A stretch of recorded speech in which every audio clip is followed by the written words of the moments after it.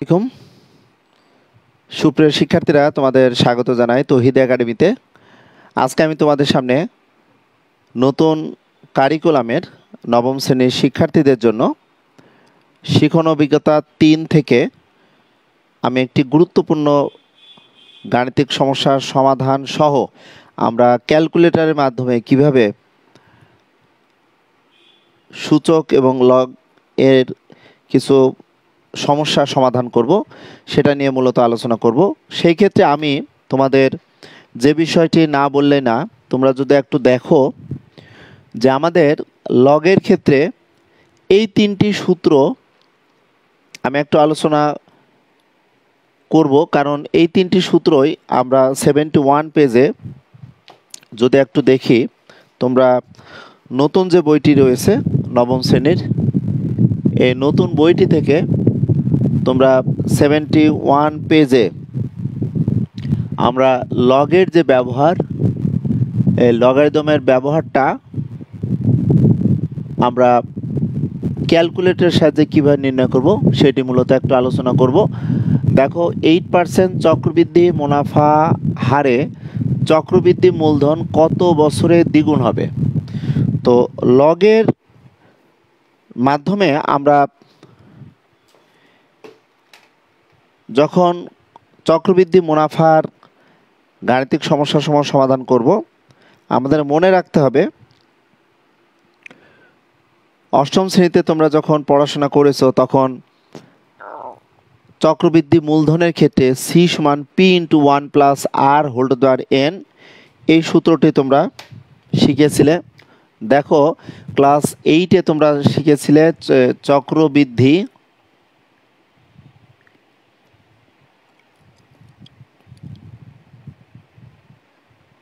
মূলধন সি সমান তোমরা পেয়েছিলে পি ইন্টু দেখো 1 plus R whole to the N, এটা ক্লাস 8-এ তোমরা জেনেছিলে। সেখানে কিন্তু অলরেডি আমাদের মূলধন, চক্রবৃদ্ধি মুনাফার হার এবং এনের মান কিন্তু দেওয়া ছিল। আমরা কখনো কল্পনা করতে পারি নাই যে নবম শ্রেণীতে উঠে আমাদের যে এই যে এনের মানটি রয়েছে, এই এনের মানটি আমরা কীভাবে নির্ণয় করব। এই এনের মান নির্ণয় করার জন্যই আমি আজকে তোমাদের সামনে মূলত এই ক্যালকুলেশনটার সমাধান দিব। আমি 71 পেজে তোমাদের যে সমস্যাটি রয়েছে আমি বইয়ে দেখালাম। এই সমস্যাটি যদি একটু দেখো, সেই ক্ষেত্রে তোমরা নিজেরাই বুঝতে পারবে যে অ্যাকচুয়ালি সূচক থেকে যে আমাদের লগ পেয়ে থাকে, আমরা কিভাবে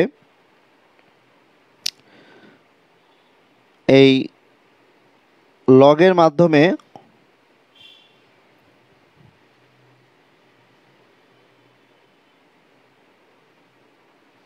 আমরা গাণিতিক সমস্যাসমূহ কীভাবে সমাধান করব সেটা একটু আলোচনা করব। আমি জানি অনেক শিক্ষার্থীরা এই মুহূর্তে এই ক্লাসটিতে সংযুক্ত আছো। তোমাদের বলবো যে নতুন কারিকুলামে আমরা একটু সতর্কতার সাথে যদি ক্যালকুলেশন করে থাকি তাহলে আমরা কি পেতে পারি। যেমন সর্বপ্রথমে আমি যদি একটু আলোচনা করতে চাই যে বি টু দ্য এন সমান এ হলে, এটি কিন্তু নতুন বইয়ে সূচক কিন্তু দেওয়া আছে যে বি টু দ্য এন সমান এ হলে আমরা লিখতে পেরেছি, দেখো লগ বি টু দ্য এ সমান কিন্তু এন হবে। আমরা এটি কিন্তু নতুন বইয়ে জেনেছি। তাহলে আমরা এটিকে যদি সূচকের সাথে কম্পেয়ার করি তাহলে কি দেখতে পাচ্ছি, দেখো এখানে পি, দেখো এই P into 1 plus R whole to the দেখো এন, এইটাকে যদি আমরা একটু এভাবে লিখতে চাই সি বাই দেখো পি সমান দেখো 1 plus R whole to the এনের সাথে যদি কম্পেয়ার করি তাহলে এটি দেখো সূচকের সাথে যদি আমরা একটু তুলনা করি তাহলে আমরা কিভাবে এই ক্যালকুলেশনের মাধ্যমে সমাধানটা একটু দেখাবো, সেটি কিন্তু একটু ভাবার বিষয়। তোমরা দেখো, তাহলে আমরা সি বাই পি দেখো আড়াআড়ি গুণ করে পি যত সাংখ্যসক ছিল, আমরা এটাকে কি এভাবে লিখতে পারি না যে দেখো এটি এ আর এটি দেখো বি টু দ্য এনের সাথে কম্পেয়ার করলে তাহলে আমরা কি দেখতে পাচ্ছি 1 plus R whole to the N. এখানে আমরা লিখতে পারবো দেখো লগ 1 প্লাস আর, দেখো 1 প্লাস আর কী করবে বলো সি বাই পিকে সূচক আকারে পাওয়ার আকারে মাথায় তুলে রাখবে। আর এখানে আমরা কি পাবো বলো তো, এটা সমান দেখো এন পাবো। তাহলে এই যে আমার একটি রাশি, আমরা চক্রবৃদ্ধি মূলধনের ক্ষেত্রে কখনো এইভাবে চিন্তা করি নাই যে সূচক থেকে যে আমরা লগ নিয়ে আসবো বা লগের যে ব্যবহার, লগের যে প্রয়োগটা আমরা করব সেটি কিভাবে আমরা করতে পারি। দেখো আমরা চক্রবৃদ্ধি মূলধন ক্লাস 8-এ শিখেছিলাম সি সমান দেখো P into 1+r whole to the N. এখান থেকে যেহেতু পি সাংখ্য সহগ হিসাবে গুণ আকারে আছে, সুতরাং সি বাই পি আর আর গুণ নিয়ে নিলাম। তাহলে আমাদের এটি একটি স্বাভাবিক সংখ্যা। আর এখানে দেখতে পাচ্ছি সূচক আকারে আছে, তাহলে সি বাই পি সমান 1+r whole to the N হলে আমরা লিখতে পারবো। দেখো এখানে বি যেমন এনকে মাথায় তুলে রেখেছে, লগের ক্ষেত্রে দেখো বি আবার এ কে পাওয়ার আকারে রাখবে। তাহলে সূচকের ক্ষেত্রে 1+r দেখতে পাচ্ছি এনকে মাথায় তুলে রেখেছে, সুতরাং লগের ক্ষেত্রে দেখো লগ 1+r, এই ভিত্তি লগের ক্ষেত্রে ঠিকই থাকছে। এই সি বাই পি কে মাথায় তুলে রাখবে, এখানে এন পেয়ে যাব।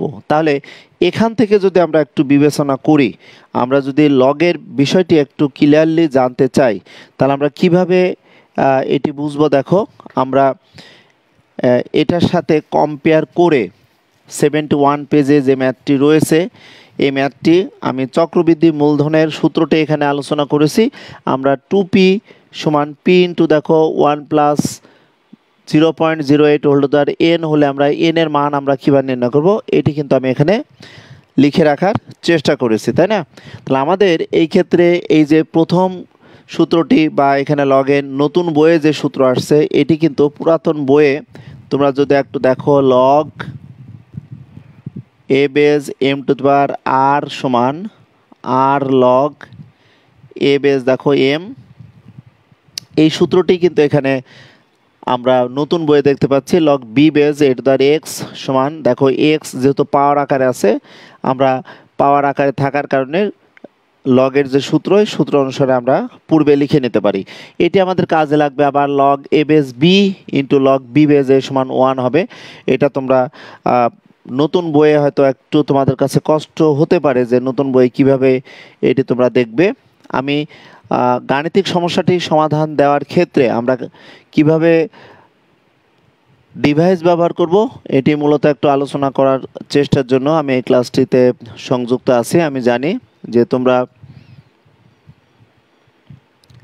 এই মুহূর্তে অনেক হয়তো ব্যস্ত আছো, তথাপিও তোমরা যদি এই ক্লাসটিতে সংযুক্ত থাকো, আমার দৃঢ় বিশ্বাস তোমাদের অনেক উপকার হবে। যদি বা অনেক রাতে আমি তোমাদের এই ক্লাসটি নিচ্ছি, একটু দেখো। তাহলে আমরা এখন এই গাণিতিক সমস্যাটির সমাধান দেওয়ার ক্ষেত্রে 71 পেজে দেখো একটি সমস্যা ছিল। এই সমস্যাটির সমাধান তোমরা যেভাবে করো না কেন, ক্যালকুলেটরে আমরা কিভাবে লাস্ট অফ অল যে এন এর মান নির্ণয় করব সেটি একটু আলোচনা করব ইনশাল্লাহ। তো যাই হোক, এখন আমরা এই গাণিতিক সমস্যাটির সমাধান দেওয়ার চেষ্টা করছি, একটু দেখে নাও। আমরা এখন এখান থেকে কি লিখতে পারি দেখো তো, এখান থেকে লিখতে পারি বা উভয় পক্ষ থেকে পি আমরা বাদ দিলে কি পাবো দেখো, শুধু এখানে পাবো 2 সমান 1.08 হোল টু দ্য দেখো এন পাবো। আমরা 71 পেজের গাণিতিক সমস্যাটির সমাধান করার পর আমরা কিভাবে এখানে এন এর মান নির্ণয় করব, তাহলে দেখো এটাকে যদি আমরা কম্পেয়ার করতাম এ সমান নতুন কারিকুলামে যেভাবে দিয়েছে দেখো এ সমান বির দ্বার এখানে এন থাকলো। একটু খেয়াল করো, যেখানে এ বলতে দেখো 2, এখানে বি বলতে দেখো আমাদের 1.08 আর এন বলতে তো আমাদের এনই থাকছে। তাহলে আমরা কিভাবে এন এর মান নির্ণয় করব এবং কোন পদ্ধতিতে ক্যালকুলেশন করব একটু জানার দরকার।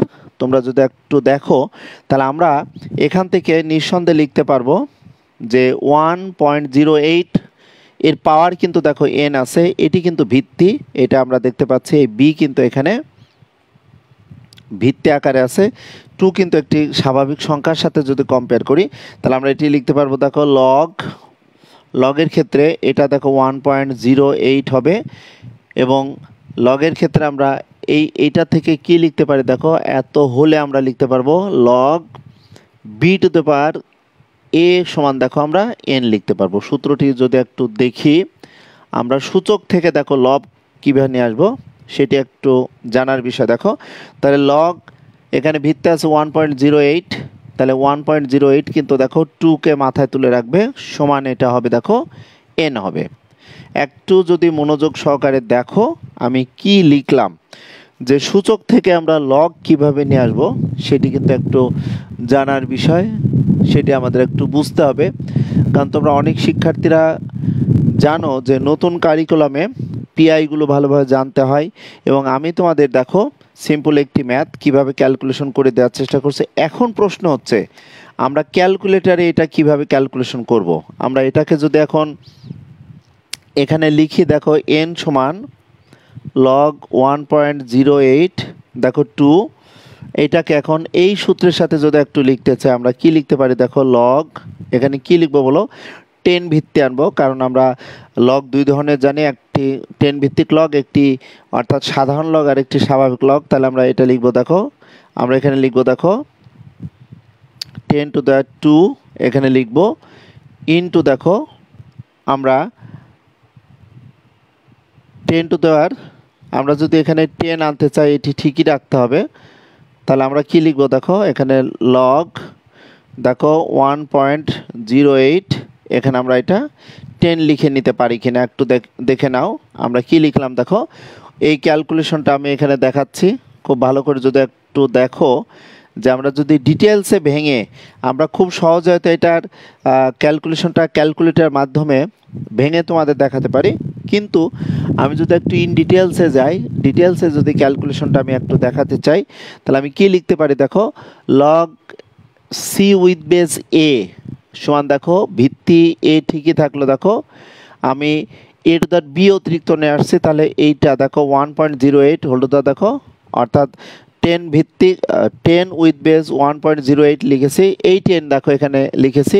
এইটার সাথে যদি একটু কম্পেয়ার করি, আমি একটু এই দুটি লাইন একটু মুছে দিই, তাহলে তোমাদের জন্য একটু সুবিধা হবে। দেখো তো আমরা যদি এইটাকে এই সূত্রের সাথে কম্পেয়ার করি, দেখো log c with base a, দেখো log c with base a, log c with base a সমান আমরা কি পাচ্ছি, দেখো তো এখানে আমরা এ ঠিকই রাখছি, নতুনভাবে বি রাখছি, দেখো এ বলতে এখানে ঠিকই আছে, নতুন একটি ভিত্তি দেখো এখানে 10 নিয়েছি। ওকে, তাহলে এখানে দেখো 10 নিয়েছি, 10 ভিত্তি আকার আসছে, তাহলে দেখো 10 আমরা যদি বাদ দিই, দেখো বি আর বি বাদ দিয়ে দিই, তাহলে লগ দেখো এ বেস সি পাচ্ছি। দেখো তাহলে এখানে 10 আর 10 বাদ দিলে কিন্তু আমরা লগ 1.08 বেস দেখো 2 পাচ্ছি। তাহলে এটিকে আমি ক্যালকুলেশন কেন করলাম, দেখো এটা আমি ঠিক রাখবো, লক্ষ্য করো 10 বেস 2, আর আমি কিন্তু এখানে একটি সূত্র লিখেছিলাম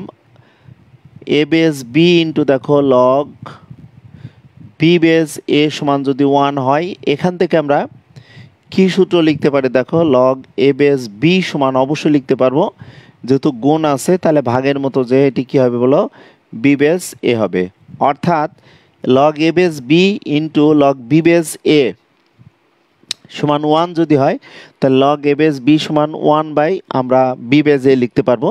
এটি বলার কারণ দেখো আমরা এখন যে ক্যালকুলেশনটা করব, এখানে দেখো ভিত্তি যেহেতু আমাদের চেঞ্জ করতে হবে, তাহলে এটাকে আমরা লিখতে পারি 1 বাই দেখো লগ 10 বেস দেখো 1.08, অর্থাৎ এইটাকে যদি আমরা কম্পেয়ার করি, দেখো লগ এ বেস বি সমান 1 বাই লগ দেখো বি বেস দেখো এ হলো। তাহলে এই যে আমাদের এই লাইনটি একটু যদি দেখো এটার সাথে কম্পেয়ার করলে নিঃসন্দেহে আমরা বুঝতে পারবো যে দুইটার ক্ষেত্রে ভিত্তি কিন্তু আমরা এখানে 10 রেখেছি, কারণ লগের ক্ষেত্রে আমরা জানি ভিত্তি দুই ধরনের, একটি সাধারণ লগের ক্ষেত্রে ভিত্তি আর একটি হচ্ছে স্বাভাবিক লগের ক্ষেত্রে আমরা ভিত্তি পেয়ে থাকি, তাই না? তাহলে এখন যদি আমরা এই ক্ষেত্রে যে কাজটি করতে পারি, দেখো এটি মূলত আমরা লব আকারে যদি লিখতে চাই, তাহলে এটি কী হবে বলতো, লগ দেখো 10 বেস 2, এটি ভাগ আকারে আছে, ভাগ আমরা লিখতে পারি দেখো লগ 10 বেস 1.08। ওকে, কারণ তোমরা অনেক শিক্ষার্থীরা রয়েছো যে এই গাণিতিক সমস্যাটির সমাধান করার ক্ষেত্রে তোমরা যে কাজটি করো, সরাসরি ডিভাইস ইউজ করে এর পরের লাইন তোমরা লেখো লগ 1.08 ভিত্তি 2 সমান তোমরা এখানে n লিখে নাও, লিখে নিয়ে কিন্তু যে কাজটি করো যে লগ তোমরা 10 বেজ 1.08 এর মান আগে এখানে দেখো, আর এখানে লগ দেখো 10 বেজ 2 কে, অর্থাৎ লগ 10 বেজ 2 ডিভাইডেড বাই এটা, তাহলে লগ 10 বেজ 2 এর মান আমরা যদি একটু ক্যালকুলেটরে ফাইন্ড আউট করি তাহলে কত হয় নরমাল লগ, তাহলে লগ দেখো লগ 2 এর মান আমরা পাচ্ছি কিন্তু দেখো লগ 2 এর মান আমরা পাবো 0.3010 লিখলাম ডিভাইডেড বাই দেখো আমরা লগ 10 বেস থাকছে 1.08, এটার মান আমরা লিখতে পারবো দেখো 0.0334। দশমিকের পর 5টি অঙ্ক, দশমিকের পর আমরা 5টি অঙ্ক আমরা নিয়ে নিচ্ছি দেখো, তাহলে এটি ক্যালকুলেশন করলে কি হতে পারে n সমান, তাহলে আমরা এখন দেখে নিই 0.30102 ডিভাইডেড বাই 0.03342 যদি ক্যালকুলেশন করি তাহলে আমরা কত পাচ্ছি দেখো, এটি পাচ্ছে 9.0071। তাহলে এখানে আমরা লিখতে পারবো অতএব n সমান অ্যাপ্রক্সিমেট 9 বছর লিখতে পারবো এইভাবে, অথবা লিখতে পারবো n সমান দেখো 9 বছর পায়, 9 বছর প্রায় দেখো আমরা লিখছি। সুতরাং এই গাণিতিক সমস্যাটি একটু যদি ভালো করে তোমরা দেখো আমরা কিভাবে ক্যালকুলেশন করব, আমরা মেন বইয়ে যেটি দেওয়া আছে দেখো, মেন বইটা যদি একটু ভালো করে দেখো, মেন বইয়ে তোমরা ক্যালকুলেটর হয়তো ইউজ করবে, ক্যালকুলেটর ইউজ করে কীভাবে ক্যালকুলেশন করবে আমি 71 পেজের এই গাণিতিক সমস্যাটির সমাধান দেওয়ার চেষ্টা করলাম। আমরা কিভাবে ক্যালকুলেটরের মাধ্যমে আমরা সূচকীয় মান থেকে যে চক্রবৃদ্ধি মুনাফা, এই চক্রবৃদ্ধি মুনাফার গাণিতিক সমস্যার ক্ষেত্রে পাওয়ার n এর মান আমরা কিভাবে নির্ণয় করব সেটা একটু দেখানোর চেষ্টা করলাম, যে চক্রবৃদ্ধি মুনাফায় লগারিদমের ব্যবহার, এবং এই টাইপের ম্যাথগুলো তোমরা বারবার প্র্যাকটিস করবে। তাছাড়া এর পরবর্তীতে বস্তুর অবচয় পরিমাপের ক্ষেত্রে আমরা লগের যে ব্যবহার, এই ব্যবহারগুলো ইনশাল্লাহ দেখব। আমি আজকে মূলত চেষ্টা করলাম আমার প্রিয় শিক্ষার্থীদের জন্য 71 পেজের যে গাণিতিক সমস্যা ছিল সেই গাণিতিক সমস্যার সমাধান দেওয়ার ক্ষেত্রে আমাদের এখানে যে সূত্রটি, এই সূত্রটি এখানে ইউজ করেছি এবং আমি স্টেপ বাই স্টেপ ভাগ করে দেখানোর চেষ্টা করেছি। অ্যাকচুয়ালি আমরা ক্যালকুলেটারে প্রথমে লগ 2 এর মান ফাইন্ড আউট করে আমরা 1.08 এর মান দ্বারা ভাগ করলেই কিন্তু আমরা এখানে 9.007 অর্থাৎ 9 অ্যাপ্রক্সিমেট আমরা n এর মান পেয়ে যাচ্ছি। আমরা এভাবে করে খুব সুন্দরভাবে ক্যালকুলেশন করতে পারি। সো প্রিয় শিক্ষার্থীরা, আমি চেষ্টা করব যে লগের ব্যবহার নতুন কারিকুলামে আমরা ক্যালকুলেটরের সাহায্যে কীভাবে ক্যালকুলেশন করব সেগুলো তুলে ধরার চেষ্টা করব। তোমরা ভালো থেকো, সুস্থ থেকো, সে প্রত্যাশায় আজকের এই ক্লাসের ইতি টানলাম। আল্লাহ হাফেজ।